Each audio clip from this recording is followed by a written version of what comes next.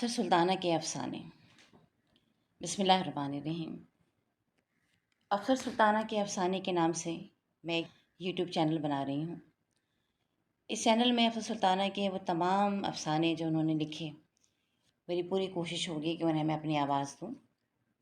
افسر سلطانہ اپنے وقت میں ایک بہت مشہور رائٹر رہی ہیں اور ماشاءاللہ ابھی بھی ہیں۔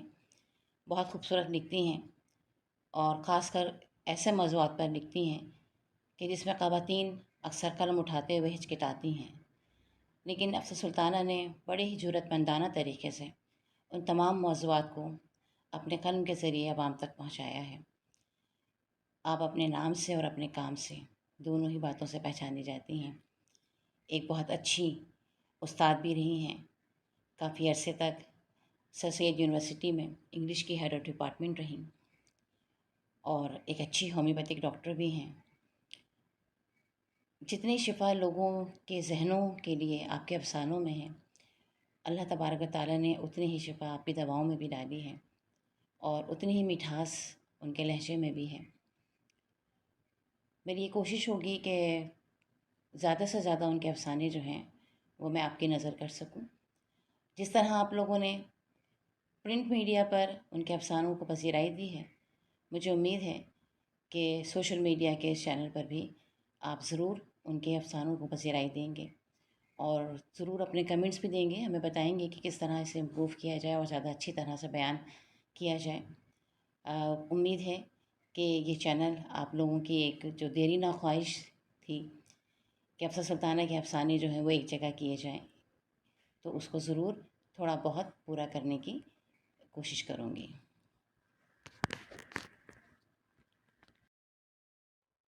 بسم اللہ الرحمن الرحیم۔ آج میں آپ کو افسر سلطانہ کی ایک اور سچی کہانی سناؤں گی جو ان کی لکھی ہوئی ہے۔ اس کا عنوان ہے اس کی طلب میں جاؤں نہیں۔ کہانی شروع کرتے ہیں۔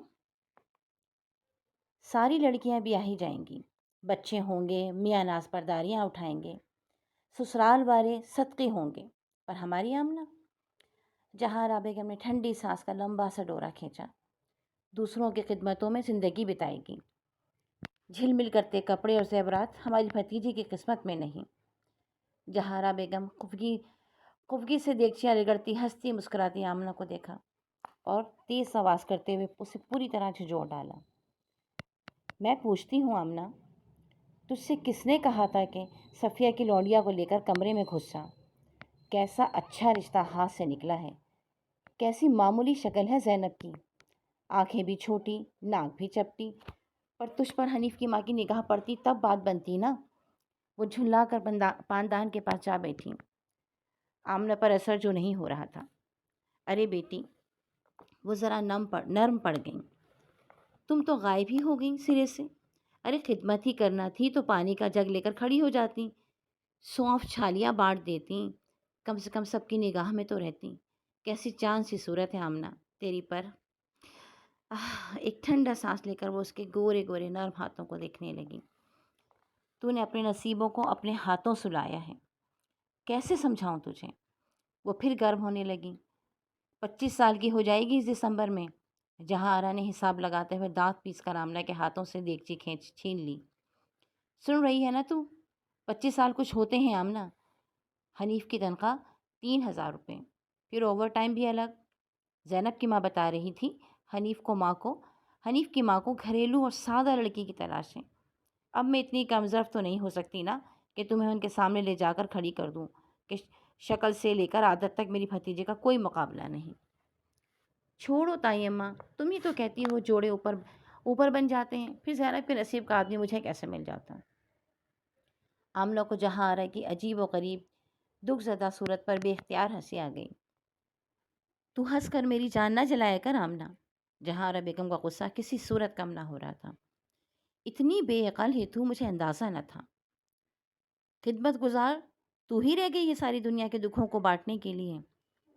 اے جس کی اولاد ہے وہ سنبھالے، لڑکیاں ایسے کونوں خطروں میں گھس کر بیٹھتی ہیں۔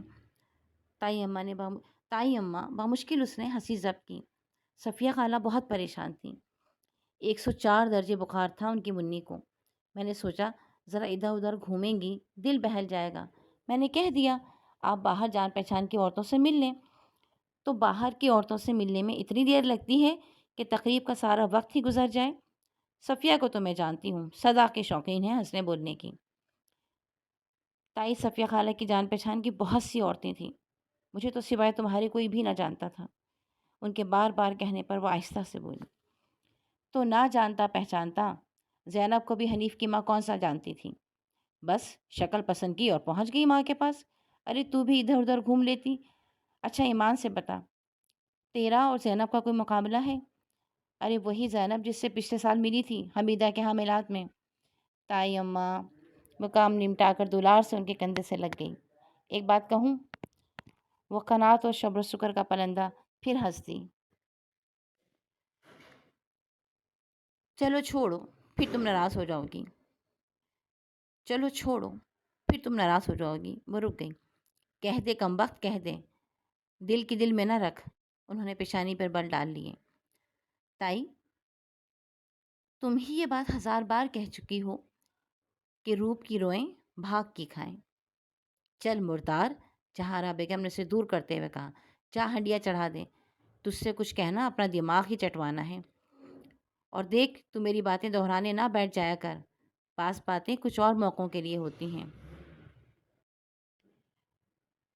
لو وہ بھی آ گئے۔ جہارا بیگم نے شفیق احمد کو دروازے سے آتے دیکھا۔ آمنہ اپنا دوپٹہ درست کرتی انہیں سلام کرتی کمرے میں غائب ہو گئی۔ کیا بات ہے جہارا بیگم؟ انہوں نے آخری لفظ بہت لہک لہک کر کہا۔ کیوں چیخ چلا رہی ہو؟ ارے یہ کب تک میرے سینے پر مونگ دلے گی؟ کون؟ آمنہ؟ شفیق احمد مسکرائے۔ اور کون وہ جھلائیں؟ یہ آمنہ کی تقدیر میں آخر کیا لکھا ہے؟ بن ٹھن کر رہنے کا اسے شوق نہیں، گھر میں تو تم دیکھتے ہی ہو، سر جھاڑ منہ پھاڑ رہتی ہے۔ کسی تقریب میں جائے گی تو یا تو آستین چڑھائے دیگ سے کھانا نکال نکال کر دینے بیٹھ جائے گی، یا کتاب بغل میں دبائے روپے لکھتی رہے گی۔ اس مرتبہ صفیہ کی بخار میں تپتی لونڈیا کو لے کر کمرے میں گھس گئی۔ عورتوں میں جھانکی تک نہیں، کوئی دیکھتا پسند کرتا تو میں بھی آرام چین سے روٹی کھاتی۔ 1000 کام کرتی ہے تمہارے، پلنگ پر بیٹھ کر روٹی کھلاتی ہے، چلی جائے گی تو یہ ٹھاٹ کیسے کرو گی؟ وہ شرارت سے مسکرائے۔ سچ کہتے ہو؟ جہارا نے ٹھنڈی سانس لی۔ میری سگی بیٹی بھی اتنا آرام نہ دے گی، پر گلو کے ابا، اپنے آرام کے لیے میں اسے ساری عمر بٹھا تو نہیں سکتی۔ قیامت کے دن اس دکھیا کے ماں باپ نے میرا ہی دامن تھامنا ہے۔ تم تو دوائیں ڈھونڈنے نکل گئے تھے، اس وقت خون میں لت پت زخموں سے چور میاں بیوی کے ہاتھ میرے آگے جڑے تھے، بس آنکھیں بول رہی تھیں وہ وقت۔ جہارا بیگم کی چھوٹی چھوٹی آنکھیں موٹے موٹے آنسوؤں سے بھر گئیں۔ وہ وقت گلو کے ابا میں کبھی نہیں بھلا سکتی۔ کیسے آنن فانن ختم ہوئے دونوں، کلیجہ منہ کو آتا ہے۔ کیسا کڑیل جوان تھا اپنا رفیق احمد۔ جہارا آنسوؤں کو چھپانے کے لیے مڑ کر بیٹھ گئی۔ شفیق احمد اچھی طرح جانتے تھے کہ جہارا بیگم فطرتاً نیک خاتون ہیں۔ دیور اور دیورانی سے کیا ہوا وعدہ بڑے خلوص سے نبھا رہی تھیں وہ۔ اپنی اولاد سے زیادہ آمنہ کو چاہتی تھیں، اور اس کی شادی کے لیے جس قدر بے قرار اور بے چین تھیں، شفیق احمد اس بارے میں رتی برابر بھی نہیں سوچتے تھے۔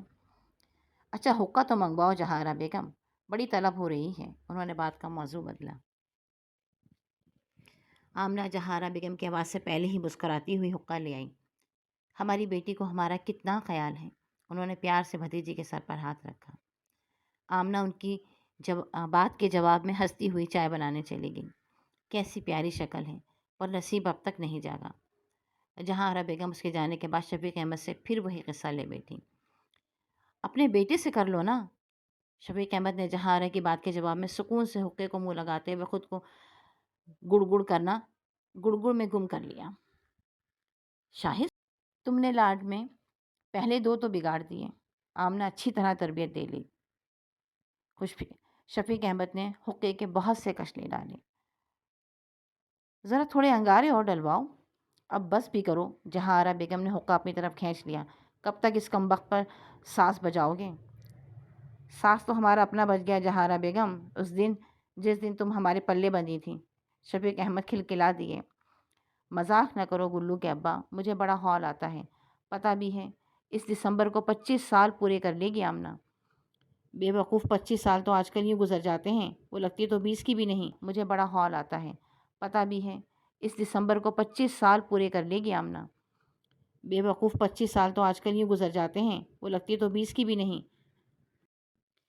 मजाक में ना टालो, बिन माँ बाप की बच्ची है, और फिर अपनी समीना और शाहीना भी तो जवान हो रही हैं। किस तरह समेटूंगी सब कुछ? सब तीन के घर वाले कई मर्तबा कह चुके हैं, हाँ क्यों नहीं कर देती। अल्लाह से डरो गुल्लू के अब्बा, इतनी फूल सी बच्ची कबूतरबाज के हवाले कर दूँ? बिन माँ बाप के औलाद का सब्र समेटो। मेरे अपने सामने भी तो तीन हैं। 800 रुपये में क्या चने भागेगी आमना? आधी तनख्वाह तो दाने ही में उठ जाएगी। अब तुम तो राई का पहाड़ बनाने में माहिर हो। तनख्वाह बेशक कम है, लेकिन शक्ल सूरत कितनी अच्छी है। फिर वो लोग आमना को पसंद भी तो करते हैं। घर तक तो नहीं है उनका, ऊपर से पूरी 6 नंदें। ताई कानों को हाथ लगाती हुई उठ गई। नहीं, मैं नहीं दे सकती। रोना आमना ही का था। अहमक, बेवकूफ़, उल्लू, बस इसी तरह के बहुत से अल्फाज का बेदरेक इस्तेमाल जहारा बेगम के हाथों अंजाम पा रहा था। आमना एक कान से सुनकर दूसरे कान से उड़ाई जा रही थी और हल्के हल्के सुरों में गुनगुना भी रही थी। हाँ बेटी, जहारा बेगम की पाटदार आवाज़ गूंजी। सारे फिल्मी गाने दोहरा ले, आज एक भी ना रह जाए। जहारा बेगम ने पहले तवा पटका, चिमटा गिराया और दहकती सुलगती लकड़ियों में ढेर सारा पानी डालकर उठ खड़ी हुई। आमना, तू इतनी ही कम अकल है, दिखाई नहीं देता? क्यों अपनी ज़िंदगी बर्बाद करना चाहती है? तूने अपनी पढ़ाई का भी इसी तरह बेड़ा गर्क किया। स्कूल की टीचरों को मुफ्त की आया मिली थी, सब पढ़ते थे और तू उनके बच्चों को कंधे से लगाए वक्त गुजारा करती थी। वो भी 2-4 रियायती नंबर देकर तुझे अगली क्लास में चढ़ा देती थी। अरे, उनके रेंगते बिलखते बच्चों के बजाय पढ़ाई पर तवज्जो दी होती तो आज कुछ बन जाती। कसम ले लो ताई अम्मा, किसी ने भी रियायती नंबर नहीं दिए। मैं हमेशा अपनी मेहनत से पास होती थी। आमना के माथे पर हल्की सी शिकन भी न थी। और ताई अम्मा, वो उनके पास ही आ बैठी। सिर्फ मिसेस आफंदी चंद दिनों अपने बच्चे लाई थीं, वो भी उनके घर कोई बुजुर्ग वगैरह था नहीं, और हेड मिस्ट्रेस साहिबा खुद जल्दी आकर जल्दी भाग जाया करती थी। सो मिसेस आफंदी का भला होता रहा। हाँ, जब अफसरान अंधे हो जाएं तो नीचे वाले यूं ही मज़े करते हैं। वो हंस दी। तुम्हारी मिसेस आफंदी तो अच्छे खासे घर की थी, फिर मुलाजमत क्यों करती थी? ताई, ज़िंदगी का मेयार बनाने के लिए आजकल दोनों को ही जद्दोजहद करना होती है। वो उनकी नरमी पर मुस्करा दी। अच्छा, बस मैं कह दे रही हूँ आमना, तू फालतू पुर्जा नहीं रहे तू फालतू पुर्जा नहीं है इस घर का। हद हो गई है। किसी बच्चे को पढ़ाना है तो आमना पढ़ाएगी, बीमार कोई हुआ तो आमना तीमारदारी करेगी, और जब मोहल्ले की महारानियाँ फिल्म देखने जाएंगी तो रात 12:30 बजे तक बच्चों की हिफाजत आमना करेगी। गज़ब खुदा का, ऐसे खुदगर्ज और बेहिस लोगों की बच्ची को नींद भरी आंखें देखकर भी तरस नहीं आता। वो बेनुक्त मोहल्ले की औरतों को देर तक उल्टी सीधी सुनाती रहीं। अरे बेटी आमना, वो उसकी तरफ मुड़ी। तू जान निकाल कर भी रख दे, पर ये अपना वक्त निकलते ही मुंह मोड़ लेंगी। किसी ने नेकियों का बदला नहीं देना है। नेकियों का बदला तो अल्लाह मियाँ देते हैं ताई, बंदे ने क्या देना है? वो कपड़े धोने बैठ गई। अच्छा खबरदार, तूने आइंदा किसी के बच्चों को रात गए तक संभालने की जिम्मेदारी उठाई। फजर से उठती है आमना, दिन भर कोल्हू के बैल की तरह जुती रहती है। रात तो जल्द सो जाया कर। वो कभी नरमी से समझाती और कभी गुस्से से देर तक डांटती रही। ताई अम्मा, मुझे जल्दी नींद कहाँ आती है, और फिर तुम्हें पता है बच्चे मुझे अच्छे लगते हैं। अरे बेटी, जहाँ आरा बेगम जिस बात का तस्करा करने के लिए इतनी लंबी चौड़ी तमीज़ बांध रही थी, उसका सिरा अब उनके हाथ में खुद ही आ गया। बच्चे पसंद हैं तो फिर अपने बच्चे क्यों नहीं खिलाती? कैसा अच्छा रिश्ता खो दिया तूने अपनी बेवकूफ़ी से। ज़रा सोच समझ कर बोलती तो अब तक मंगनी भी हो जाती। क्या ज़रूरत थी उन्हें बताने की कि 10 साल पहले मैट्रिक किया था? अब देख, नईम साहब की बेटी से उन्होंने रिश्ता जोड़ा है। 2 साल आराम करके पास हुई है, पर ये बात ससुराल वालों को थोड़ी बताई उन्होंने। नईमा तुझसे ज़्यादा नहीं तो 3-4 साल ज़रूर बड़ी है। ताई अम्मा देर तक सर थामे बैठी रहीं। ताई अम्मा, बस भी करो ना। उनके एजाज़ में इस कदर ताज़ीम की सर ही नहीं उठा रही हूँ। वो खिलखिला दी। बेटी, तुझे अकल नहीं आएगी। कसूर तो मेरे दिमाग ही का था ना कि बाजार चली गई। वो बेखबरी में आ गई। ज़रा सी भी भनक होती तो काहे को मैं जाती और तुझे बोलने का मौका मिलता। जाने भी दो ताई, झूठ बोलने से क्या फ़ायदा? जिनकी किस्मत में झूठी बहू लिखी हो उन्हें सच बोलने वाले कैसे मिल जाती? उसने खिसकने ही में खैरियत जानी। उम्र कम है इसलिए किसी चीज़ का असर नहीं लेती, ज़रा उम्र बढ़ेगी तो अफसोस में रात ही नेक करेगी। کافی دیر منہ ہی منہ میں بد بد کرتی جہارا بیگم نے سارا غصہ آنے والی عورتوں پر اتارنا شروع کر دیا۔ شفیق احمد کہتے ہیں انہوں نے ایک ایک بات ان کے کان میں اتاری۔ یہ تک تو کہہ دیا کہ تایا جی کی آمدنی کم ہے، گھر کی گاڑی مشکل سے کھنچتی ہے۔ لو بھلا یہ بھی بتانے کی کوئی تک تھی؟ اور تو اور سن 71 کی جنگ کا ایسا نقشہ کھینچا جیسے توپ کے دہانے پر خود چڑھی بیٹھی تھی۔ باتیں ہی ایسے کی جب بھی وہ لوگ 30-35 کا سمجھ کر نعیم صاحب کی بیٹی سے رشتہ جوڑ بیٹھے۔ اصل میں جہارا بیگم، شفیق احمد نے بڑے صبر و تحمل سے پوری بات سنی، اپنی آمنہ کا حافظہ بہت اچھا ہے۔ احمد کی عمر 40 کے لگ بھگ ہے۔ اگر ہماری آمنہ کی باتوں سے انہوں نے عمر کا اندازہ 35 سال بھی لگایا تو شادی ہو سکتی تھی۔ گلو کے ابا، اس کے نصیب میں بر نہیں۔ کیا ہوگا سمینہ، شاہین جوان ہو رہی ہے، وہ بیاہی جائیں گی تو اس کے سینے پر کیسے کیسے سانپ لوٹیں گے۔ جہارا بیگم نے دوبارہ اپنا سر تھام لیا۔ فکر نہ کرو جہارا بیگم، وقت پر سب کچھ ہو جائے گا۔ ہوگا کیسے گلو کے ابا، کچھ تدبیر تو ہو۔ وہ سر اٹھا کر بیچارگی سے پوچھنے لگی۔ سمجھا دو اچھی طرح، آنے والی عورتوں کے پاس نہ بیٹھنے دیا کرو۔ وہ بولے، پھر انہیں کچھ یاد آیا، لیکن کوئی تو ان کے پاس بیٹھے، تمہارا پیر تو ٹکتا نہیں۔ لو اب میرے پیچھے پڑ گئے، اب میں کیا ہر وقت اسی سے پیر باندھے کوے ہنکاتی رہوں؟ کیا معلوم کون کب کس غرض سے آ جائے، عقل تو اسے خود ہونی چاہیے۔ چھمو کو دیکھو، 17 سال کی ہے، حرفوں میں اڑاتی ہے۔ فطرت ہے اپنی اپنی، سچے اور سادہ لوگوں کو فی زمانہ پسند نہیں کیا جاتا۔ شفیق احمد معاملہ ختم کرنا چاہتے تھے۔ جانے کب کھلیں گی ہماری آمنہ کے نصیب، جہارا بیگم مزید بولنا چاہتی تھی۔ جب کھلنا ہوں گے بغیر کسی پریشانی کے سب معاملات طے ہو جائیں گے۔ تم بٹوا کھول کر 50 روپے میرے حوالے کرو، سگریٹ ختم ہو گئی ہے۔ سگریٹ، حقہ، پان، حد کرتے ہو گلو کے ابا۔ انہوں نے جھنجلا کر نوٹ شفیق احمد کی طرف بڑھایا۔ وہ صحن میں کپڑوں کی گٹھری لیے آمنہ کو دیکھتے ہوئے آگے آئے۔ بیٹی اتنا دھیر ڈھونے بیٹھی ہو، ہوا ٹھنڈی ہے، تھوڑے تھوڑے دھو لو، یہ تو اپنے کپڑے ہیں، اسے تو دوسروں کے کپڑے دھونے میں بھی راحت محسوس ہوتی ہے۔ چلو کوئی بات نہیں، محلے داری اچھی چیز ہے، پر بیٹی اپنا خیال بھی رکھا کرو، اپنی ذات کے بارے میں سوچنا چاہیے، اپنے بارے میں اچھے فیصلے ہونے اور کروانے کے لیے راہیں ہموار کرنے کی ترکیبیں سوچ کر ان پر عمل بھی کرنا چاہیے۔ زندگی میں کامیاب ہونے کے لیے راستے خود تلاش کرنے پڑتے ہیں۔ وہ اس کے سر پر شفقت سے ہاتھ رکھ کر باہر نکل گئے۔ آپا آمنہ، جیمی تیز رفتاری سے اندر داخل ہوا۔ آمنہ جو تایا کی شفقت پر نہ جانے کیوں آنکھوں میں آنسو بھر لائی تھی، فوراً نارمل ہو گئی۔ امی پوچھ رہی ہیں بیبی کی فراق تیار ہو گئی؟ ہاں جیمی، ابھی دیتی ہوں۔ آمنہ نے گیلے ہاتھوں کو دوپٹے سے پہنچ کر الماری سے فراق نکالی۔ جیمی تیرے گھر سلائی کی مشین ہے نا؟ جہارا بیگم نے ٹانگ لینا چاہی۔ جاؤ جیمی جلدی جاؤ، امی انتظار کر رہی ہوں گی۔ آمنہ نے تو اپنی دانش میں جیمی کو جہارا بیگم کی ڈانٹ سے بچانے کی کوشش کی تھی، لیکن جیمی چند قدم چل کر دوبارہ لوٹ آیا۔ اماں نے کہا ہے حلوہ بنانا ہے چنے کی دال کا، فرصت ملے تو آ جائیے گا۔ کپڑے دھو کر آ جاؤں گی، اماں کو سلام کہنا۔ آمنہ کی مسکراہٹ نے جلدی پر تیل کا کام کیا۔ جہارا بیگم تو پوری کی پوری دہک اٹھی۔ بس زیادہ خدمت گزار نہ مل جائے، جیمی کی ماں تو پوچھے گی، 4 بچوں کی ماں کو اب تک حلوہ بنانا ہی نہیں آیا۔ تائی جی کام کرنے سے ہاتھ میں صفائی آتی ہے، وہ بہت اطمینان سے کپڑے نچوڑتی ہوئی بولی۔ کتنی صفائیاں دکھائے گی؟ اجن کی پوری چادر کاٹ دی، لبلا کے تکیے کے خلاف بنا دیے، کسی کی چادر، کسی کا سویٹر، اتنا سامان تو اپنے لیے بناتی تو جہیز دے کر لوگ اشش کر اٹھتے، پرائے گھر جانا ہے۔ ان مفت خوریوں کے پیچھے ضائع نہ کر، چھوٹی موٹی چیزیں اپنے لیے بھی بنا لیں۔ تم تو کہتی ہو تائی میں کسی کے گھر نہیں جا سکتی، میرا نصیب تو باندھ دیا گیا ہے۔ وہ مسکراہٹ ہونٹوں تلے چھپائے سنجیدگی سے جہارا بیگم کو دیکھنے لگی۔ ہائے میری توبہ!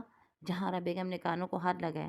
نہ بیٹی نہ، اس سے میں کہہ دیا ہوگا، تو نہیں جانتی میرا تو روما روما تیرے لیے دعا کرتا ہے۔ تو تائی پھر پریشان کیوں ہوتی ہو؟ 2-4 چیزیں کوئی مجھے بنا دے گا، وہ خود سے بولی۔ تائی اماں نے اپنے دھن میں غور ہی نہیں کیا کہ وہ کیا کہہ رہی ہے۔ بس بیٹی دھیان رکھنا، اب اگر کوئی اجنبی عورتیں میرے غیر موجودگی میں گھر آ جائیں تو محتاط رہنا، بہت سوچ سمجھ کر بولنا، اور پچھلے واقعہ دہرانے نہ بیٹھ جانا۔ میٹرک یا انٹر کی لڑکیاں ہی پسند کرتے ہیں زیادہ تر لوگ، اب اگر کوئی پوچھے تو کہنا اسی سال میٹرک کیا ہے۔ ٹھیک ہے تائی اماں، اس نے ہنسی ضبط کرتے ہوئے فرمانبردارانہ انداز میں اختیار کیا۔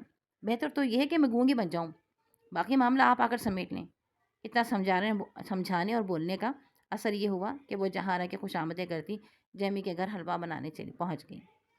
گھنٹہ بھر میں آ جاؤں گی تائی اماں، وہ جاتے جاتے کہہ گئی تھی۔ اے مولا، اس کی نیکیوں کے صدقے اس کا نصیب کھول دے، جلد از جلد سسرال پہنچا دے۔ جہارا بیگم تخت پر بیٹھی بیٹھی دیر تک دعائیں کرتی رہیں۔ اعجاز کی نن کی بیٹی کے بچے کا عقیقہ تھا۔ جہارا بیگم نے اپنی بھتیجی کے لیے بڑا پیارا سا فیروزی جوڑا تیار کروایا تھا۔ گوٹا کناری سب کچھ افراد سے لگا کر عقیقے سے پہلے تیار کر دیا تھا۔ بہت سے لوگوں نے آنا تھا۔ وہ چاہتی تھی آمنہ سب میں نمایاں رہے۔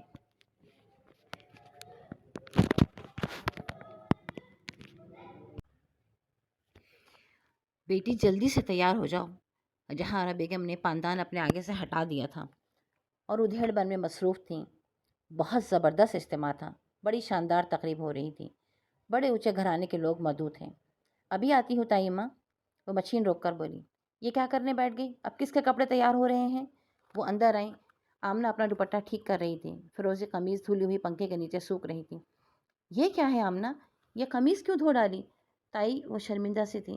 یہ بلقیس نے پہننے کو لی تھی، شاید سالن کے دھبے گر گئے ہوں۔ اور اس دوپٹے کو کیا ہوا؟ تائی، یہ، اس کی نظریں جھک گئیں۔ یہ دوپٹہ چوہا کو تر گیا۔ بلقیس کے گھر بہت چوہے ہیں نا۔ حد ہو گئی آمنہ۔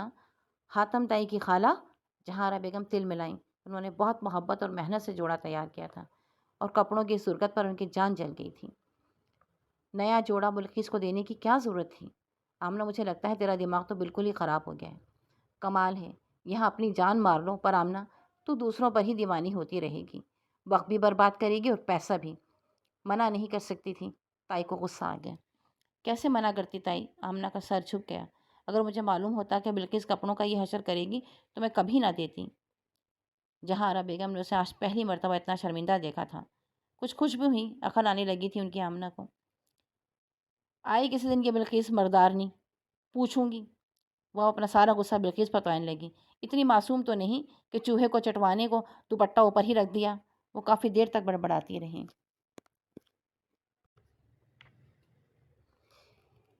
دوپٹہ کمر سے کس کر بالٹیوں سے آمنہ نے پورا صحن چمکا دیا۔ بس کر آمنہ، روٹیاں ڈال لے، نجم الدین کی دلہن آتی ہوں گی، 2-4 جوڑے ضرور رکھ لینا۔ اور دیکھ بیٹی، وہ اس کے نزدیک آئیں، ذرا اپنی کنگھی چوٹی کا خیال رکھنا، بھوت کی طرح کام کو چمٹ نہ جانا۔ لوگوں کو مفت کے لوگ مل جائیں تو دونوں ہاتھوں سے خوب خوب فائدہ اٹھاتے ہیں۔ آخر خاندان میں اور بھی تو ڈھیروں لڑکیاں ہیں، پر کام کروانا ہے نا، شادی کا کوئی ایک کام تو ہوتا نہیں۔ آمنہ ہی نظر آئی، آمنہ ہی کو بلوایا ہے۔ نجم الدین کی دلہن کے آتے ہی آمنہ فوراً تیار ہو گئی۔ تائی کے سمجھانے بجھانے پر اس نے کپڑے تو رکھ لیے، پر ہوا وہی کہ ان 3 دنوں میں اسے کمر ٹکانے کی بھی فرصت نہیں ملی۔ کھانے سے برتن دھونے تک ہر کام میں وہ پیش پیش رہی۔ نہ چہرے پر لیمو رگڑنے کا وقت ملا، نہ رولر لگانے کا وقت آیا۔ وہ مہندی والے دن تک چکر بنی پھرتی رہی۔ دوپہر کے کھانے پر سب مل ملا کر 35-40 کے قریب لڑکیاں تھیں۔ کچھ خاندان کے افراد تھے۔ نجم الدین آمنہ کے دور پرے کے رشتے دار تھے۔ اسی محنتی لڑکی کی تعریف کرتے ان کی زبان نہ تھکتی تھی۔ اور جہارا بیگم کو یقین نہ آیا۔ وہ سکتہ زدہ دیر تک بیٹھی کی بیٹھی رہ گئیں۔ آمنہ کو اس کے پسندیدہ حلیے یعنی بکھرے بال، چڑھی آستینیں، ایڑی سے چوٹی تک بہتے ہوئے پسینے کے ساتھ پسند کر لیا گیا تھا۔ وہ دوپہر کے کھانے کے لیے بریانی کی ڈشیں بھر بھر کر دیے جا رہی تھیں۔ نجم الدین کی بیٹی معجبین اور بابو ڈشیں اندر لا اور لے جا رہے تھے۔ کیسی محنتی بچی ہے، اللہ نیک نصیب کرے۔ ایک خاتون نے جو مسلسل 3 دنوں سے اسے بغور دیکھ رہی تھیں، دعا دیتی ہی بولی۔ اس کا اندر سے وجود مسکرا اٹھا۔ ایسی بہت سی دعائیں تو اس کی تائی بھی دیتی رہتی تھی، پر ایک وقت کی بھی دعا اس کے اللہ میاں نے شاید اب تک قبول نہ کی تھی۔ محجبین، سب نے کھانا کھا لیا؟ اس نے بھری ہوئی ڈش واپس آتے دیکھ کر پوچھا۔ جی آمنہ باجی، محجبین نے جواب دیا۔ اور اسی لمحے ماچس کی تلاش میں آتے ہوئے ذیشان الوی کی نگاہیں پسینے سے تر گلابی چہرے پر آن ٹکیں۔ انہیں اپنا وجود سیاہ گہری پلکوں میں اٹکتا ہوا محسوس ہوا۔ وہ اب تک ڈھیروں لڑکیاں اور ہزاروں روپ دیکھنے آئے تھے۔ دیکھتے آئے تھے۔ ان کا واسطہ تو پرفیوم میں بسی نزاکت سے لپٹی پلیٹیں تھامی ہیں۔ ان کا واسطہ تو پرفیوم میں بسی نزاکت سے پلیٹیں تھامے آہستہ آہستہ لقمے چبا کر حلق میں اتارتی ہوئی لڑکیوں سے پڑا تھا۔ ان کی نگاہیں گلابی ہاتھوں پر ٹک گئیں جو تیزی سے پلیٹوں میں سے بچا ہوا کھانا ایک جگہ جمع کر رہے تھے۔ کتنا کھانا ضائع ہوا ہے، نہ جانے لوگ اتنا ڈھیر ڈھیر کھانا پلیٹوں میں کیوں بھر لیتے ہیں۔ وہ ان کی مسکراہٹ اور دلچسپی سے بے خبر سر جھکائے اپنے کام میں مصروف تھی۔ بالکل ٹھیک کہہ رہی ہیں آپ، واقعی کتنا ڈھیر سارا کھانا ہر روز ضائع ہو جاتا ہے، خاص طور پر تقاریب میں تو لوگ بڑے فراخ دل ہو کر پلیٹیں بھرتے ہیں۔ اس اجنبی آواز پر اس نے سر اٹھایا اور حیرت سے انہیں دیکھا۔ وہ تو معجمی سے مخاطب تھی، یہ حضرت کہاں سے اور کیوں آ ٹپکے تھے؟ ماچس چاہیے، وہ معصومیت سے پلکیں جھپکتا دیکھ کر بولی۔ یہ لیجیے۔ اس نے گھی سے بھرے چکنے ہاتھ ادھر ادھر مار کر ماچس ان کے ہاتھ میں تھمائی۔ تیزی سے آیا ہوا اور بڑا ہوا ہاتھ آپ ہی آپ اچانک ٹکرا گیا۔ اس حسین سے اتفاق پر بہت خوبصورت سی مہک ان کے اطراف پھیل گئی، پسندیدگی کی مہک، خوشبو سے بھرپور مہک، پاکیزگی اور معصومیت کی خوشبو ان کے پورے وجود کو معطر کر گئی۔ ذیشان علوی اس وقت تو فوراً ہی پلٹ آئے تھے، لیکن نجم الدین کا پیچھا انہوں نے اس دن سے لے لیا تھا۔ لڑکی کس حیثیت کی تھی، گھر والے کیسے تھے، جہیز کتنا ملنا بھی تھا یا نہیں، انہیں کسی چیز سے کوئی غرض نہ تھی۔ وہ تو فوری بات کرنا چاہتے تھے۔ انہیں ایسی ہی بناوٹ سے پاک، محنتی اور سادہ لڑکی کی تلاش تھی۔ ایک ایک لمحہ کاٹے نہیں کٹ رہا تھا۔ وہ اپنے دوست نجم الدین کی وجہ سے بڑے پر امید تھے، لیکن جلد بازی کی وجہ ان کا اپنا دوست احمد تھا جو سعودیہ میں انجینئر تھا۔ ولیمے والدین مووی بناتے ہوئے اچانک آمنہ کا دلکش وجود کیمرے کے ساتھ اس نے اپنے دل میں بھی محفوظ کر لیا تھا۔ ذیشان علوی کے چاہتوں سے بے خبر اپنے ارادے کا اظہار کر بیٹھا۔ یار انگیجڈ ہے، ذیشان علوی حاضر دماغی سے بولے۔ مذاق نہ کرو یار، سیریس ہو۔ نہیں یار، سچ کہہ رہا ہوں۔ وہ اپنے دل میں تو اسے اپنانے کا مصمم ارادہ کیے بیٹھے تھے، اور یہ سچ تھا۔ احمد نے افسوس کرتے ہوئے مزید تفصیل نہیں پوچھی۔ وہ اپنے سچ کو مزید سچ بنانے کے لیے نجم الدین کا سایہ بن گئے۔ یار بے شک آمنہ کا سیرت و صورت میں جواب نہیں، لیکن اس کے گھر والے تمہاری حیثیت کے نہیں، وہ آخری دن تک سمجھاتے رہے۔ پسند سے زیادہ کس چیز کی حیثیت ہوتی ہے؟ ذیشان بضد تھے، بات میں وزن تھا، آنکھوں میں ڈھیر سی رنگینیاں مچل رہی تھیں۔ اچھا بھائی، مجھے کیا اعتراض ہو سکتا ہے؟ یہ تو میرے لیے ایک اعزاز کی بات ہے کہ تم ہمارے خاندان میں شامل ہونا چاہتے ہو۔ تمہارے والدین راضی ہو جائیں تو بات شروع کرو، نجم الدین بولے۔ امی ڈیڈی ملک سے باہر ہیں، وہ یقیناً میری پسند سے اتفاق کریں گے۔ انہوں نے مجھے ہر معاملے میں آزادی دے رکھی ہے۔ یار شادی بیاہ کے وقت والدین یہ حق چھین کر اپنا حق جتانے لگتے ہیں۔ وہ دوست کی پیٹھ پر ہاتھ رکھ کر نجم الدین نے ایک بار پھر سمجھانے کی کوشش کی۔ انہیں آنے میں کم سے کم 2 ماہ لگیں گے۔ ذیشان کچھ فکرمند لہجے میں بولی۔ آ جانے دو، ایسی کیا جلدی ہے؟ بھائی میں کہہ تو رہا ہوں کہ امی ابو کو کوئی اعتراض نہ ہوگا۔ رفیع آج کل کراچی میں ہے، تم اگر بات کر لو تو میں اسے لے کر پرسوں آ جاؤں۔ یار، نجم الدین ہنس پڑے۔ ہتھیلی پر سرسوں جما رہے ہو، امی ابو کا انتظار کر لیتے تو کتنا اچھا تھا۔ شادی تو ان کے آنے پر ہی ہوگی، بات ہو جائے تو بہتر ہے۔ نجم الدین کو اپنے دوست کی بے قراری اور بے چینی کا اندازہ تھا۔ وہ اسی شام یہ مجدہ سنانے ہی پہنچ گئے۔ جہارا بیگم کی تو دلی مراد برائی۔ خالہ جان، ذیشان بہت اچھے مرتبے کا انسان ہے، لیکن ایک بات کا دھیان رکھیے گا کہ اس کے والدین سے اپنی کم حیثیت کا تذکرہ اپنی زبان سے نہ کریں تو اچھا ہے۔ پھر کیسے بات بنے گی؟ خوشی سے پھولے نہ سماتے جہارا بیگم کو اچانک ہی بریک لگ گیا۔ ہم اتنا اعلیٰ عرفہ جہیز نہ دے سکیں گے۔ ذیشان کی طرف سے کوئی مطالبہ نہیں خالہ جان، یقیناً والدین بھی ایسی کوئی بات نہیں کریں گے۔ آمنہ ذیشان کی پسند ہے، ذیشان اپنے والدین سے واقف ہی ہوں گے، جبھی تو اتنے یقین سے بغیر اجازت رشتہ بھجوا دیا۔ میں نے احتیاطاً کہا ہے، بس ذرا گھر کی حالت درست کرا دیجیے گا۔ وہ اٹھ کھڑے ہوئے۔ بیٹے، ذیشان کے والد آ جاتے تو اچھا تھا، ان سے ملے بغیر۔ سرکار کو کوئی لڑکی پسند ہی نہ آتی تھی، آپ پریشان نہ ہوں، ذیشان کو اجازت بہت پہلے دے دی گئی تھی۔ جہارا بیگم نے پورے گھر کو نئے سرے سے تبدیل کیا تھا، چونا تو اگلے ہی دن کروا لیا تھا، صوفوں پر نئے کشن ڈالے، ایک معمولی سی نئی میز کرسی بھی لے لی تھی۔ نئے تکیے، نئی چادریں، اس کے علاوہ بھی ضرورت کی چھوٹی موٹی بہت سی چیزیں خرید ڈالیں۔ اتنی فضول خرچی کیوں کر رہی ہو جہاں آرا؟ ہم کچھ بھی کر لیں ان کی حیثیت کے برابر تو نہیں ہو سکتے۔ یہی پیسہ آمنہ کے جہیز میں کام آ جاتا۔ جہیز ہمیں حیثیت سے بڑھ کر دینا چاہیے۔ شفیق احمد گھر کا نقشہ بدلا ہوا دیکھ کر بولے، سچ کہتے ہو گلو کے ابا، چلو اب کچھ نہ خریدوں گی، ویسے تم جہیز کی فکر نہ کرو، اللہ بخشے آمنہ کی ماں کا زیور بہت کافی ہے، پھر جو کمی پڑے گی میرا زیور پورا کرے گا، میں آمنہ کے ماں باپ کے آگے انشاءاللہ سرخرو رہوں گی۔ جہاں آرا بیگم کی آنکھیں پھینکنے لگیں تو شفیق احمد نے بات کا موضوع ہی بدل ڈالا۔ ذیشان الوی کی بہن رفیہ کے چہرے پر پھیلا ہوا اطمینان، بھائی سے چھیڑ چھاڑ نے ان کے دل سے وہ شکوک بھی مٹا دیے جن سے دونوں میاں بیوی ذہنی طور پر کافی حد تک پریشان تھے۔ رفیہ نے آمنہ کی تعریفیں کر کے ان کے دل کی دنیا ہی بدل ڈالی۔ ذیشان جب واپس گئے تو ہاتھ میں پکڑی ہوئی سگریٹ پھینک کر شفیق احمد نے حقے کو منہ لگا کر بہت سی گہری گہری سانسیں لے ڈالیں۔ اس حد تک پرسکون ہو جائیں گے انہیں یقین نہ آ رہا تھا۔ وقت گزرنے نہیں بلکہ بھاگنے لگا۔ جہاں آرا بیگم ہر طور سے بڑی مطمئن ہو گئی تھیں۔ آمنہ کو خود بخود ہی بننے سنورنے کا ڈھنگ آ گیا تھا۔ اب دوسروں کے کام ڈھونڈنے کے بجائے اپنے جہیز کی تیاریوں میں مصروف رہتی۔ محلے کی تمام عورتیں تو یوں خوش تھیں جیسے ان کی اپنی بیٹی کی شادی ہو رہی ہو۔ لا آمنہ، تیکی کے خلاف میں بنا دوں گی، چادر میں بنا دوں گی، صوفے کی کشن بھی۔ بلقیس بڑھ کر کام پکڑ لیتی لیکن آمنہ شکریہ کہہ کر منع کر ڈالتی۔ جہاں آرا بیگم اب محلے کی عورتوں کو خود غرض، مطلبی اور مکار کے خطابات سے نہیں نوازتی تھیں۔ انہیں اب وہ تمام عورتیں بڑی مخلص اور ہمدرد نظر آنے لگی تھیں جو آمنہ کے لیے بہت سی چیزیں اور روپے شادی سے پہلے ہی دے گئیں۔ آمنہ اپنی تمام تیاریاں خود ہی کر رہی تھیں۔ سمینہ، شاہینہ بھی ساتھ دے رہی تھیں۔ اور کسی چیز کی ضرورت ہو تو بتانا، بس آمنہ بہت یاد آئے گی، آنکھوں میں شکل گھومتی رہے گی۔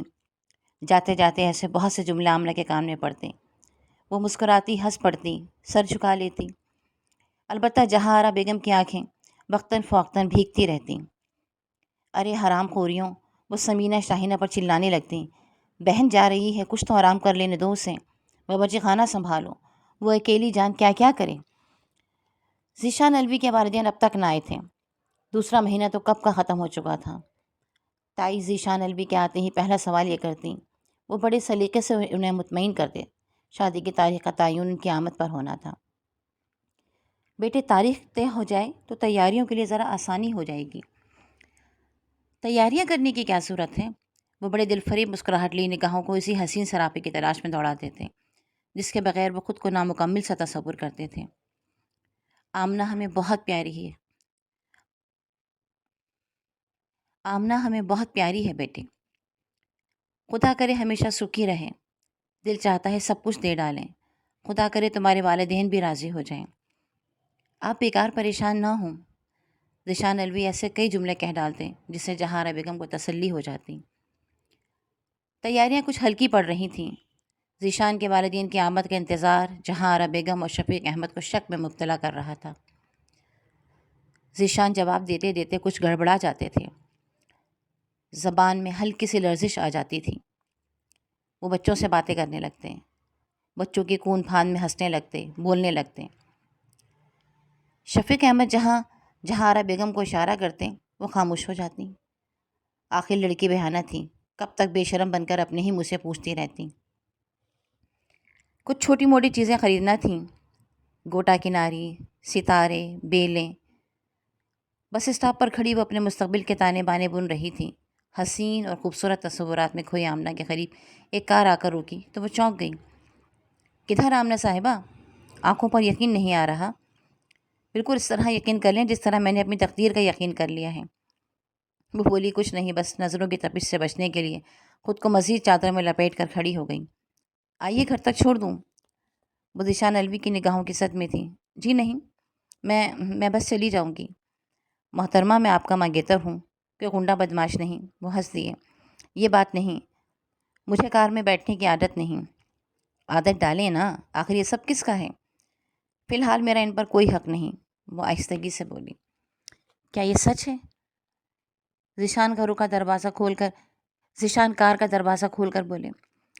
اصل میں ذیشان صاحب، سچ تو یہ ہے کہ مجھ میں لوگوں کی باتیں سننے اور وضاحتیں کرنے کا حوصلہ نہیں ہے۔ اس نے ہمت کر کے سر اٹھایا۔ ڈرتی ہیں وہ؟ انہیں پھر ہنسی آ گئی۔ میری زبان میں سے ڈر نہیں، احتیاط کہتے ہیں، وہ دھیمے لہجے میں بولی۔ ہر کام وقت پر اچھا لگتا ہے۔ اوہ اچھا۔ شرارتیں ان کی آنکھوں سے عیاں تھیں۔ اس کا مطلب ہے کہ فی الحال مجھے اپنی خواہش کی تکمیل کے لیے ترسنا پڑے گا۔ وہ اس کا حسین سراپا اپنے وجود میں بسائے گاڑی نکال کر لے گئے۔ جہاں آرا بیگم اور شفیق احمد فرنیچر دیکھنے صبح ہی صبح نکل گئے تھے۔ ذیشان الوی نے اگلے ہفتے والدین کے آنے کا مزدہ سنایا تھا۔ آمنہ بچوں کو ناشتہ دے کر چارپائی پر بیٹھی قمیص کا گلا کاڑھ رہی تھی۔ دروازے کی دستک پر وہ خود اٹھ گئیں۔ محلے کی خالاؤں، بہنوں اور تائیوں کے لیے اس گھر کے دروازے ہمیشہ کھلے رہتے تھے۔ دروازے پر ذیشان الوی کھڑے تھے، اپنی آنکھوں میں خوشیوں کی جوت جلائے۔ وہ مسلسل اس کی طرف ہی دیکھے جا رہے تھے۔ تایا تائی تو گئے ہوئے ہیں، اس کی گھبرائی لجائی آواز پر ذیشان مسکرا دی۔ وہ دروازے کی اوٹ میں ہو گئی۔ تو کیا ہوا؟ آپ تو ہیں نا؟ وہ 2 قدم آگے بڑھائے۔ اب ایسی بھی کیا بے رخی کہ ایک کپ چائے تو درکنار خیریت بھی نہ پوچھیں۔ وہ شوق ہوئے جا رہے تھے۔ ذیشان صاحب، وہ پیچھے ہوتے ہوئے بولی، ہمارے ہاں یہ دستور نہیں۔ کون سا؟ چائے پلانے کا؟ وہ سامنے ہی آ گئے۔ یا منگیتر کے سامنے نہ آنے کا؟ پلیز ذیشان صاحب، برا نہ منائیے گا۔ اس کے گلابی چہرے کا رنگ دہکتا گلاب ہو گیا۔ بے ربط سانسوں کو ہموار کرنے کی کوشش میں وہ خود ہی سمٹ گئی۔ اچھا، میں اب چلتا ہوں۔ جمعے کو ممی ڈیڈی آئیں گے۔ میں جب گھر سے چلا تھا تو اللہ میاں سے دعا کی تھی کہ آپ سے ملاقات ہو جائے، سو دعا پوری ہوئی۔ تایا اور تائی کو ممی ڈیڈی کے آنے کا بتا دیجیے گا۔ وہ مسکراتے ہوئے چلے گئے اور اپنا ٹھنڈے وجود لیے دروازے سے لگے کھڑی رہی۔ اپنی ذات کی اس خوبصورت تکمیل پر آمنہ کا دل چاہا خدا کے حضور شکرانے ادا کرتے رہے۔ تائی کے قدم زمین پر نہ ٹک رہے تھے۔ آج جمعہ تھا۔ گزری ہوئی رات میں جہاں آرا بیگم کو لمحہ بھر نیند نہ آئی۔ ان کی بھتیجی اتنے اونچے گھرانے میں بیاہ کر جا رہی تھی کہ انہیں یقین نہیں آ رہا تھا۔ دم توڑتے انسان جو وعدہ لے گئے تھے وہ اپنی محبت اور خلوص سے پورا کرنے میں کامیاب ہو گئی تھیں۔ گھر کو ایک بار پھر چمکایا گیا تھا۔ تائی نے اپنے سونے کی چوڑیوں سے ہاتھوں کو بھر لیا۔ شفیق احمد نے اپنی نئی شلوار قمیض پہنی۔ وہ لمحہ لمحہ گن رہے تھے۔ ذیشان الوی کے بعد ان کے والدین کار سے اترے تو دروازے میں سے جھانکتی ہوئی جہاں آرا بیگم ایک طرف ہو گئیں۔ ذیشان کی والدہ نے ناک پر رومال رکھ کر تاثر دینے کی بھرپور کوشش کی کہ وہ اس غلیظ جگہ پر زبردستی آئی ہیں۔ بجھا بجھا بیزار سا چہرہ صاف ظاہر کر رہا تھا کہ والدین آئے نہیں، لائے گئے ہیں۔ چائے کے ڈھیروں لوازمات میں دونوں میاں بیوی نے چائے کا ایک کپ بمشکل پیا، اور وہ بھی ذیشان کے کہنے پر۔ باتوں کے دوران اس انکشاف پر کہ وہ مہینہ بھر سے کراچی میں موجود تھیں، جہارا بیگم پریشان ہو گئیں۔ آپ آمنہ سے تو مل لیں۔ ذیشان الوی کی والدہ نے آمنہ سے ملنے یا دیکھنے کی کسی خواہش کا اظہار نہیں کیا تو وہ خود ہی بولیں، آمنہ ہمارے بیٹے کی پسند ہے۔ ان کا لہجہ تلخی میں گھلا ہوا تھا۔ جتایا بھی گیا تھا کہ آمنہ صرف ذیشان الوی کی پسند ہے، ان کا کوئی دخل نہیں۔ مل لیتی ہوں۔ وہ بیزاری سے اٹھ کھڑی ہوئیں۔ آمنہ کو دیکھا یا نہ دیکھا یہ ضرور کہہ دیا، شادی اس تنگ جگہ مناسب نہیں، ہوٹل ٹھیک رہے گا۔ ہمارے بہت اونچے گھرانوں سے تعلقات ہیں۔ ان کا لہجہ فاقرانہ تھا۔ وہ لوگ یہاں نہیں آ سکیں گے۔ گاڑیاں کھڑی کرنے کی جگہ بھی تو نہیں ہے۔ اس گنجان علاقے میں بیٹے کو پسند کا اختیار تو دے دیا، لیکن یہ معلوم نہیں تھا کہ اس کی پسند اتنی گھٹیا ہو جائے گی۔ وہ اتنی تیز بولی کہ ایک ایک لفظ پگھلے ہوئے شیشے کی طرح کانوں میں اڈیل دیا گیا تھا۔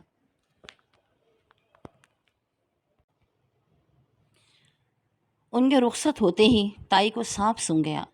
دونوں میاں بیوی بیٹے کے مجبور کرنے پر آئے تھے۔ بہو کا گھرانہ پسند نہیں تھا۔ ذیشان الوی کی پسند سے والدین کو اختلاف تھا۔ انکار کرنا بھی ممکن نہ تھا۔ سبھی نسبت طے ہونے کے بارے میں تفصیل سے جانتے تھے۔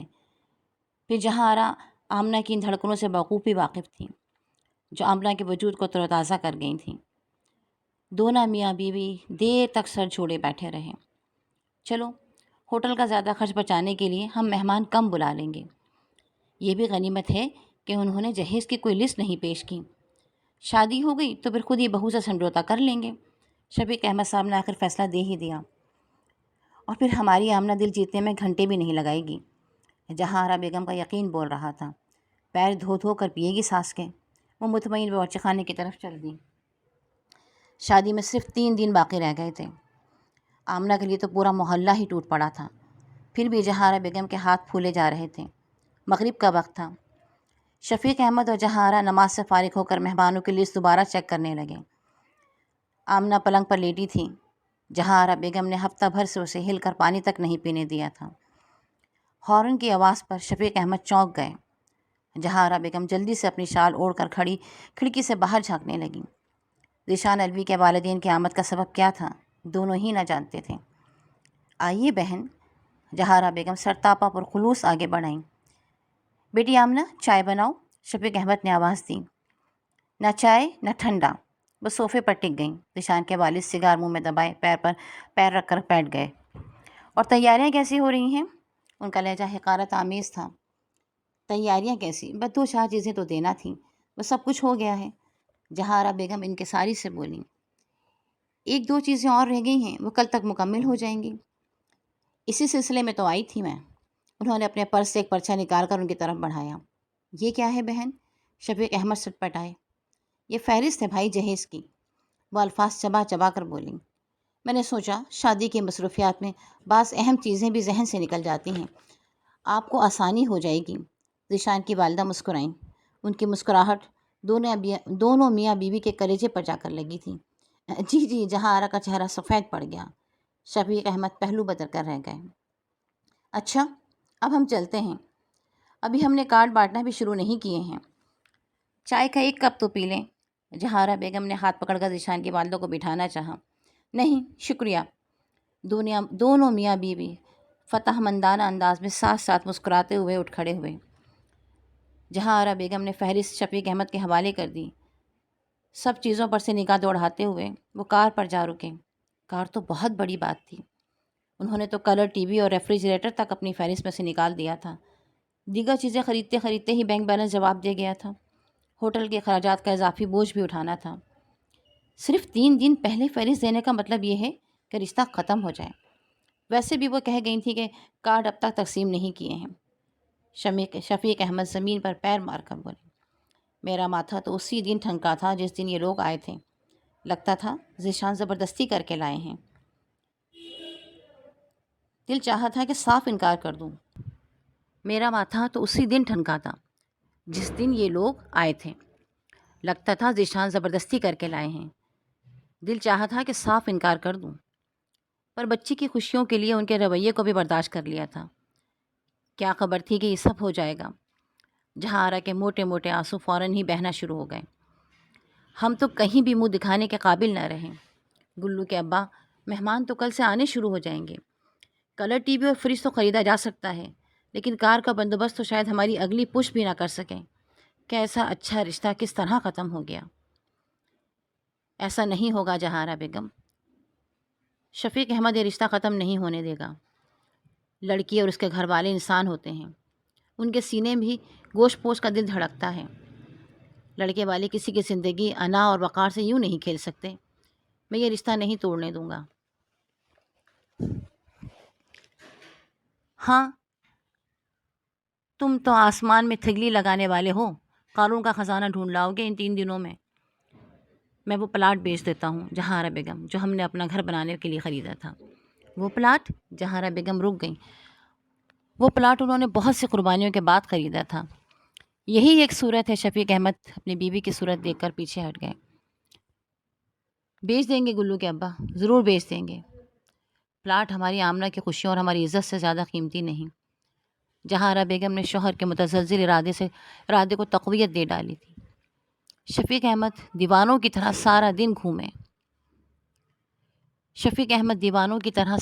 گھومے۔ سینکڑوں پراپرٹی ڈیلروں سے بات کی، لیکن گھنٹوں کے نوٹس پر اول تو کوئی خریدار ملا ہی نہیں، اور جس سے بات ہوئی تو وہ ضرورت مند جان کر کم سے کم قیمت لگا رہا تھا۔ بمشکل 45,000 پر بات رکی، اور یہ رقم کار کے خریدنے کے لیے ناکافی تھی۔ شفیق احمد الجھے باہر نکل آئے۔ نجم الدین کسی دکان میں شاپنگ کے لیے داخل ہو رہے تھے۔ شفیق احمد کو دیکھا تو رک گئے، کاغذات دے کر تفصیل جاننا چاہی۔ شفیق احمد نے کافی دیر ٹالنے کے بعد آخر سب کچھ بتا دیا۔ یوں بھی رشتہ نجم الدین کی وساطت سے طے ہوا تھا۔ اگر تم چند ہزار کا مزید انتظام کر دو تو کار آسانی سے آ جائے گی۔ 45,000 پلاٹ کے لگ گئے ہیں۔ ماموں جان، آپ مجھے ذیشان سے بات کرنے دیں۔ نجم الدین اندر ہی اندر چور بن گئے۔ شادی تو ہونے سے پہلے انہوں نے شفیق احمد کے حالات کا تذکرہ تفصیل سے کر دیا تھا، پھر آخر جہیز کی فہرست وہ بھی صرف 3 دن پہلے دینا کیا معنی رکھتا تھا۔ نجم الدین شفیق احمد کے منع کرنے کے باوجود دفتر پہنچ گئے۔ ذیشان اپنی میز پر کسی کام میں مصروف تھے۔ وہ نجم الدین کو دیکھ کر اٹھ کھڑے ہوئے، بڑے طباق سے بٹھایا، بڑے خلوص سے خیریت دریافت کی۔ اور سناؤ یار، گھر پر سب خیریت ہے نا؟ خیریت ہی تو نہیں، اسی لیے تو تمہارے در پر حاضری دی ہے۔ نجم الدین کھول اٹھے۔ بگڑے بگڑے میرے سرکار نظر آتے ہیں۔ ذیشان عربی مسکرا کر اٹھ کھڑے ہوئے۔ کیا بات ہے شہزادے، مزاج کیوں برہم ہے؟ وہ کاندھے پر ہاتھ رکھتے ہوئے بولے۔ یار ذیشان، جس وقت تم آمنہ کے لیے مجنوں بن رہے تھے، نجم الدین نے سانسوں کو درست کرتے ہوئے کہا، اس وقت میں نے تمہیں صاف صاف بتا دیا تھا کہ شفیق احمد ایمانداری اور شرافت کے علاوہ اور کسی چیز کے مالک نہیں، اور تم نے ان کی خوبیوں کے جواب میں قصیدے بھی پڑھے تھے، بلکہ شعری مجموعہ بھی چھپوانے کا ارادہ کیا تھا۔ الفاظ کی تلخی زہر اگل رہی تھی۔ خیر، یہ تم زیادتی کر رہے ہو، شعری مجموعہ چھپانے کا تو میرا اب بھی ارادہ نہیں۔ ذیشان مسکراتے ہوئے کرسی پر جا بیٹھے۔ چلو، ان کی شرافت اور ایمانداری کے متعارف تو تھے کیا مطلب؟ وہ تو اب بھی ہوں۔ جبھی تو ان کو اتنی لمبی چوڑی جہیز کی فہرست پہنچوا کر اتنے اطمینان سے بیٹھے ان کی بے بسی اور بے کسی کا مذاق اڑا رہے ہو۔ واہ یار، اگر وہ انہی چیزوں کی ضرورت تھی تو کسی اونچے گھرانے کا دروازہ کھٹکھٹاتے۔ میں نے تمہیں یہی مشورہ دیا تھا۔ کیا بکواس کر رہے ہو یار، میری سمجھ میں کچھ بھی نہیں آ رہا ہے۔ بولو، چائے پیو گے یا کافی؟ ذیشان الجھ کر بولے۔ نہ چائے نہ کافی، دل چاہ رہا ہے تمہارا خون پی لوں۔ نجم الدین اپنے کڑوے کسیلے جملوں کے جواب میں ذیشان سے اس قدر نرمی کی توقع رکھ کر ہی آئے تھے۔ چلو کچھ تو پیو۔ ذیشان ہنس پڑے۔ بولو، کتنے لیٹر میں غصہ ٹھنڈا ہوگا؟ انہوں نے کافی کا آرڈر دیتے ہوئے نجم الدین کو اپنے پاس بٹھا لیا۔ اب بولو، کیا بکواس کر رہے تھے؟ غربت کا مذاق اڑانا تمہارے لیے بکواس ہوگا، میرے لیے المیہ۔ بندے خدا، بک بھی چکو، آخر کیا بات ہے؟ کون سی فہرست کی بات کر رہے ہو؟ یار، تم تو خود کو بہت اونچا اور اعلیٰ انسان ظاہر کرتے تھے۔ مجھے نہیں معلوم تھا کہ تمہاری سوچ ایک کاغذ کے پرزے تک محدود ہو کر رہ جائے گی۔ اگر لمبا چوڑا جہیز درکار تھا تو آمنہ کے دیوانے کیوں بنے تھے؟ یہ کیسی شرافت ہے کہ شادی سے 3 دن قبل جہیز کی فہرست بھیجو، فریج مانگو، ٹی وی کا مطالبہ کرو، کار کی شرط لگاؤ میرے یار۔ نجم الدین ناصحانہ انداز میں بولے۔ پڑھے لکھے ہو، اتنی سمجھ تو ہونا ہی چاہیے۔ مجھے کسی فہرست کا علم نہیں نجم الدین، میری بات کا یقین کرو، مجھے نہیں معلوم کہ یہ فہرست کس نے بھیجی ہے۔ آپ کے محترم والدین خود دے کر آئے ہیں۔ جس دن آپ اپنے ساتھ لے کر گئے تھے وہ ہوٹل پر شادی کرنے کا آرڈر دے کر آئے تھے۔ اب فہرست دے آئے تو آپ کی اطلاع کے لیے عرض ہے کہ ابھی تک آپ کی شادی کے کارڈ بھی تقسیم نہیں ہوئے ہیں۔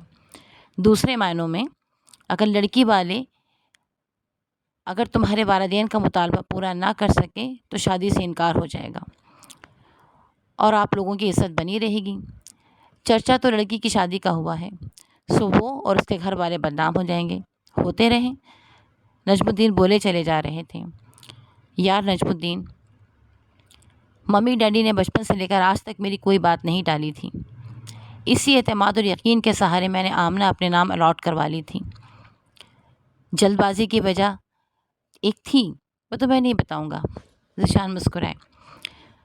ممی ڈیڈی جس دن بات کرنے گئے تھے مجھے اندازہ تھا کہ وہ دل سے راضی نہیں ہیں، اس لیے کہ انہوں نے چند میلوں کا فاصلہ طے کرانے کے لیے مجھے متواتر 1 ماہ تک بار بار بھوک ہڑتال کرنی پڑی تھی۔ اب چپکے بھی یہ حرکت کریں گے، یہ بات میرے وہم و گمان میں بھی نہیں آ سکتی۔ تم اپنے وہم و گمان پر لعنت بھیجو۔ نجم الدین چڑ گئے۔ شفیق صاحب نے اپنے پلاٹ کا فوری سودا کیا ہے، صرف 45,000 کا سودا ہو رہا ہے۔ اتنی رقم میں سیکنڈ ہینڈ کار تو شاید آ جائے۔ نئی کار کے لیے لاڈلے ذیشان الوی اپنے اماں بابا سے کہہ کر تاریخ بڑھوائیں یا رشتہ ختم کریں۔ 1 دن، 2 دن، 1 مہینہ رو دھو کر آمنہ خاموش ہو جائے گی، ساری عمر اندر ہی اندر تڑپے گی، یا زیادہ حساس ہوئی تو کچھ کھا کر سو لے گی، اور کیا۔ نجم الدین پھر بولنے لگے، یار رک جاؤ، کوئی حل نکالتے ہیں، یہ شادی تو مجھے بہرحال کرنا ہے۔ مجھے اگر کسی بھی فہرست یا آمنہ کے گھر والوں یا اپنے والدین کے درمیان گفتگو کا علم ہوتا تو میں ضرور دخل اندازی کرتا۔ میں ابھی ممی ڈیڈی سے بات کرتا ہوں، کر لو بات، وہ مانیں گے نہیں، جو بھی جواب ہو مجھے مطلع کر دینا۔ نجم الدین بغیر کافی پیے اٹھ گئے۔ رشتہ انہوں نے کروایا تھا، ہر طرح کی ذمہ داری لی تھی، اس قدر شرمندگی اٹھانی پڑے گی انہیں یقین نہ تھا۔ جہاں آرا کے حلق میں صبح سے ایک دانہ بھی نہ پہنچا تھا۔ آمنہ حالات سے بے خبر تو ایک مرتبہ کھانے کو پوچھنے بھی آئی تو وہ ٹال گئیں۔ کیا بات ہے تائی، کیا پریشانی ہے؟ تایا جی بھی صبح سے گئے ہوئے ہیں۔ وہ ان کے پاس بیٹھ گئی۔ کچھ نہیں، کوئی بات نہیں، کہتے کہتے جہاں آرا آنسو ضبط نہ کر سکیں۔ انہوں نے آمنہ کو سب کچھ بتا ڈالا۔ جہاں آرا بیگم کو تھامے تھامے آمنہ کا پورا وجود لرز گیا۔ وہ بڑے مضبوط اعصاب کی مالک تھی، بڑی نیڈر، دوسروں کو تسلیاں دینے والی، غم بانٹنے والی، پر وہ چند لمحے بھی جہاں آرا بیگم کی طرف نہ دیکھ سکی۔ شفیق احمد کو اندر آتے دیکھ کر پلٹ گئی۔ نہ جانے کیا گفتگو ہوتی رہی دونوں میاں بیوی کے درمیان۔ سننے کی کوشش بھی کی لیکن ایک لفظ بھی آمنہ کے پلے نہ پڑ سکا۔ اپنے ذہن کو وہ بہت سے فیصلوں کے درمیان محسوس کر رہی تھی۔ دروازے کی کھٹ کھٹ پر آمنہ چونک گئی۔ جہاں آرا بیگم منہ پر کپڑا لپیٹے پڑی تھیں۔ شفیق احمد نجم الدین کا انتظار کرتے کرتے مایوس ہو گئے تھے۔ انہوں نے اپنے ساتھ ذیشان کو لانے کا وعدہ بھی کیا تھا۔ آؤ بیٹے، شفیق احمد کی جاندار آواز آمنہ کی سماعت سے ٹکرائی۔ میں آپ سے معذرت کرنے آیا ہوں۔ یہ حقیقت ہے کہ میرے والدین میری شادی کسی امیر گھرانے میں کرنا چاہتے ہیں، لیکن اس بات کا علم، اس سوچ کا اندازہ مجھے پہلے نہیں تھا۔ ہماری آمنہ کی زندگی تو برباد ہو گئی، تمہیں معلوم تھا یا نہیں؟ بدنامی تو ہمارے سر لگ ہی گئی۔ جہاں آرا بیگم رو پڑیں۔ ذیشان سر جھکا کر بولے، میں بے حد شرمندہ ہوں، مجھے جہیز کی فہرست کے بارے میں بھی کوئی علم نہیں تھا۔ اب تمہارے شرمندہ ہونے سے کیا ہوتا ہے؟ ہماری تو خاندان میں ناک کٹ گئی، سب لوگوں میں رسوا ہو گئے۔ کاش ہم نے تمہارے والدین سے ملے بغیر کوئی فیصلہ نہ کیا ہوتا۔ تائی اب آپ اگر ایک درخواست قبول کر لیں تو سب معاملہ ٹھیک ہو جائے گا، وہ جھجکتے ہوئے بولے۔ جتنی فہرست ممی ڈیڈی نے آپ کو دی ہے وہ سب چیزیں آپ دے دیں میری خاطر۔ ذیشان نے بریف کیس ان کے سامنے رکھ دیا۔ اگر ممی ڈیڈی کی یہی ضد ہے تو آپ ان کی یہ ضد پوری کر دیں، میں آپ لوگوں کا سر نیچا ہوتے نہیں دیکھ سکتا۔ انہوں نے بریف کیس کھولتے ہوئے کہا، یہ 1.5 لاکھ روپیہ ہے، یہ سب میرا ہے، میری اپنی کمائی، پلیز تایا۔ وہ شفیق احمد کے سامنے جھک گئے۔ اسے آپ قبول کر لیں۔ انہوں نے عاجزانہ لہجے میں نوٹوں سے بھرا بریف کیس ان کے سامنے رکھ دیا۔ میں آپ ہی کا بیٹا ہوں، یہ راز صرف میرے اور آپ کے درمیان رہے گا، اسی لیے میں نجم الدین کو اپنے ساتھ نہیں لایا۔ یہ کیسے ممکن ہے ذیشان؟ شفیق احمد کی آنکھیں بھیگ گئیں۔ تایا جی، جو کچھ آپ دیں گے وہ سب میرے گھر ہی تو آئے گا، اس میں آپ اتنے فکر مند کیوں ہو رہے ہیں؟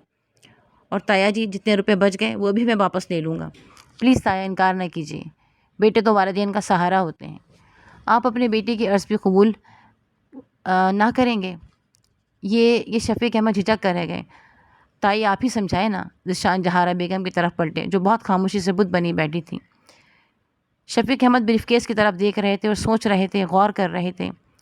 شادی اتنی نزدیک نہ ہوتی، پیسے کا بندوبست ہو جاتا تو وہ کبھی بھی کسی حال میں بھی اس پیشکش پر غور نہ کرتے۔ وہ سارا دن دیوانوں کی طرح ایک ایک دوست کے پاس دوڑتے رہے تھے۔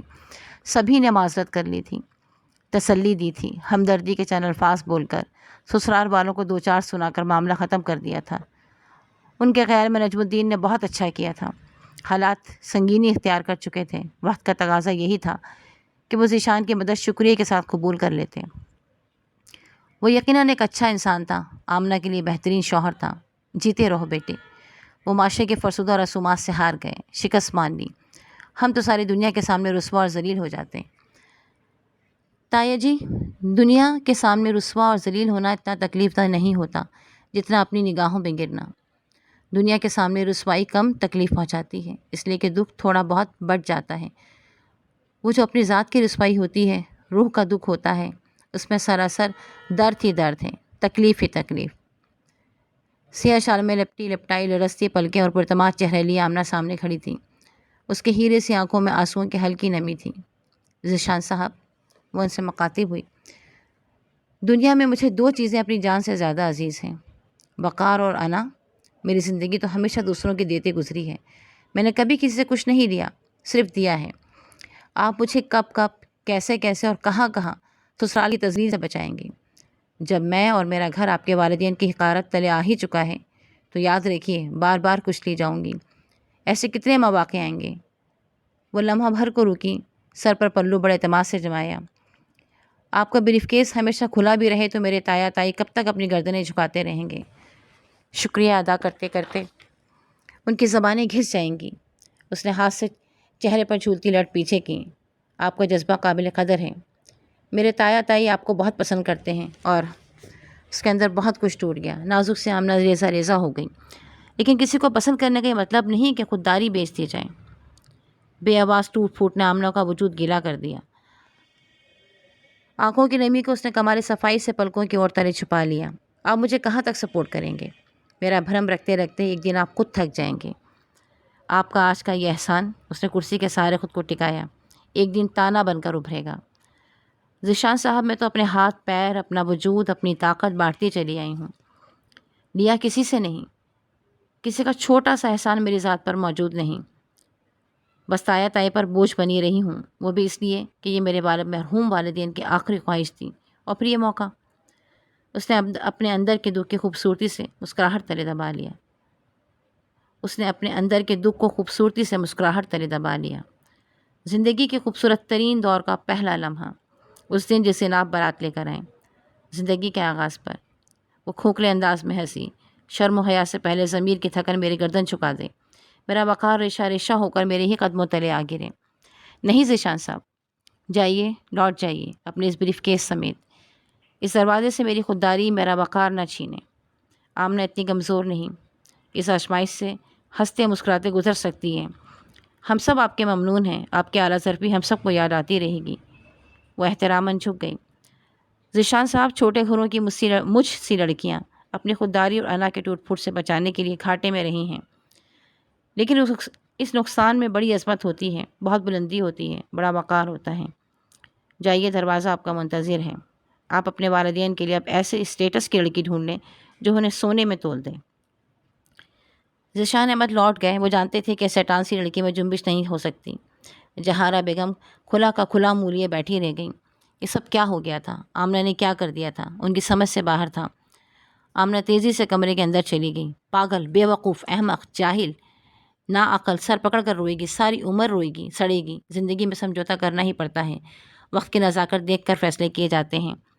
میں بھی اتنا بے غیرت نہیں ہوں کہ ذیشان کی مدد قبول کر لیتا، پر سخت مجبوری تھی، عزت کا سوال تھا۔ کارڈز بانٹ دیے گئے ہیں، اب کیا ہوگا جہارا؟ کچھ تو بولو۔ وہ چیخنے لگیں۔ شفیق احمد جہارا بیگم کو خاموش دیکھ کر پریشان سے ہو گئے۔ وہ اس وقت کچھ نہیں کہہ رہی تھیں، شوہر کی ہاں میں ہاں نہ ملا سکیں۔